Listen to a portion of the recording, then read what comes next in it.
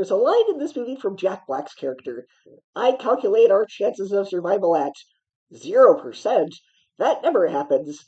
That was my reaction to waking up this morning and seeing that at the time, this movie had a 0% on Rotten Tomatoes. As of making this video, it's gone up to 7%, which is still drastically bad. And to be honest, I can see why. I've never played the games, so my only exposure to this was the trailer, and I thought, this looks fun, and I like the cast, I'll give this a shot.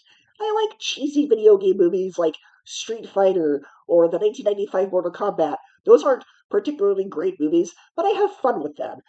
And what I got with this was not a complete disaster, but I wouldn't say the film was competently made either. What it does well is the aesthetic of the planet, and the action is pretty well done too. Unfortunately, the film is marred by paper-thin characters, jokes that fall flat, and a plot that just isn't that interesting. How thin are these characters?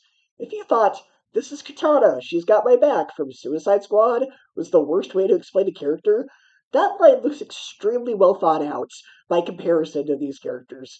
Literally, the only 2 out of 5 characters that have any sort of development or arc are Cate Blanchett and Ariana Greenblatt.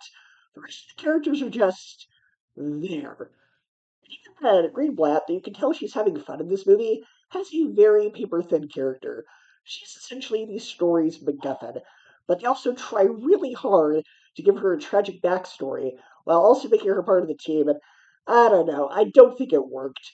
What's a huge, huge shame about this movie is, like I said, it has a great cast.